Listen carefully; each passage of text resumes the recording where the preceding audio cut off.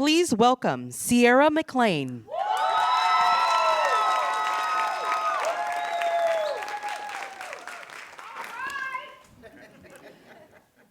February 15th, 2021,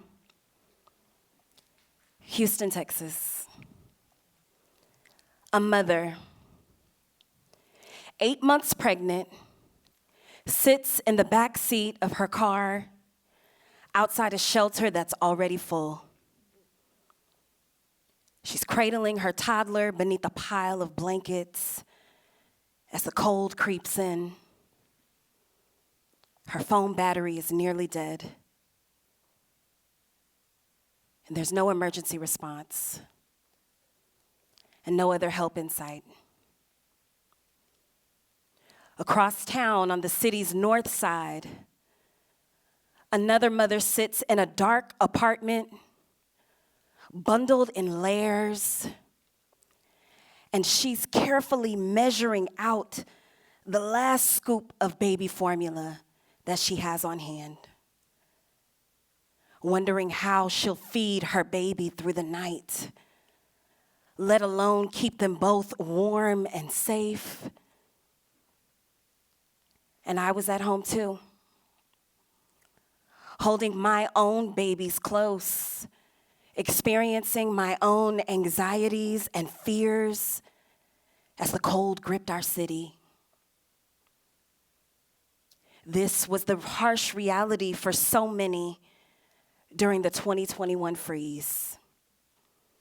A disaster that exposed deep systemic failures. Mass power outages spread across the South, but were most severe in the state of Texas. And at the height of the weather event, millions of Texans were without electricity, which meant no power, no heat, and freezing temperatures. And the intense cold caused pipes to burst, leaving many without running water for days,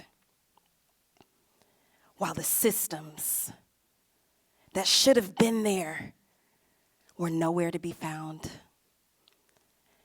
And some who reached out for help were told that their suffering wasn't quite enough to merit an emergency response. We've seen this in countless crises: Hurricane Katrina, Hurricane Harvey, COVID-19. Marginalized communities are left behind when they need help most, and the systems meant to protect fail to meet their needs.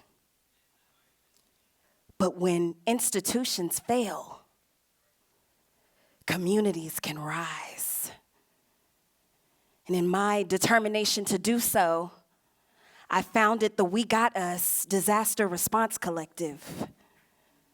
During natural disasters and emergencies, we provide vital supplies, diapers, wipes, formula, and water directly to the mothers and families that need them. And 4 years after that freeze, We Got Us is still here. And whenever Houston needs us, we organize and respond, not out of perfection, but from the urgency of what's happening and what's needed. And in the process, we're not just meeting immediate needs, we're redefining disaster relief. See, disasters don't just expose cracks in broken systems. They reveal who gets left behind.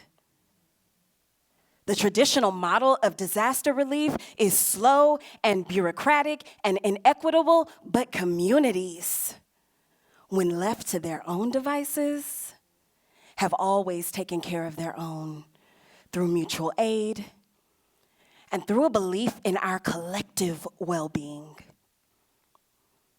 Mutual aid is the sharing of resources, skills, and care, and it's what happens when we dare to not only dream of a world where no one is left behind, but it's when we, the people, do what is necessary to make sure that no one is left behind. Concerning ourselves with our collective well-being empowers us to not only react to a crisis, but to mitigate a crisis by investing in preparation and resilience. And while these are not new practices, now more than ever, they are necessary. This model of care outlasts disasters. It creates a culture of compassion that informs the way we show up for our neighbors every single day. The effects of disasters can be unpredictable and often beyond our control. But what is well within our power to control is if and how we respond. This isn't charity. This is interdependence. And in it, we find our strength and reclaim our power. So when the next emergency arises, will you look for help? Or will you rise up and be what is needed?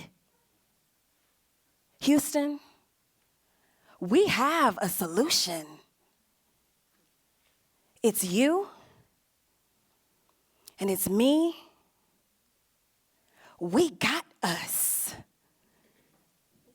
And that will always be enough. Thank you.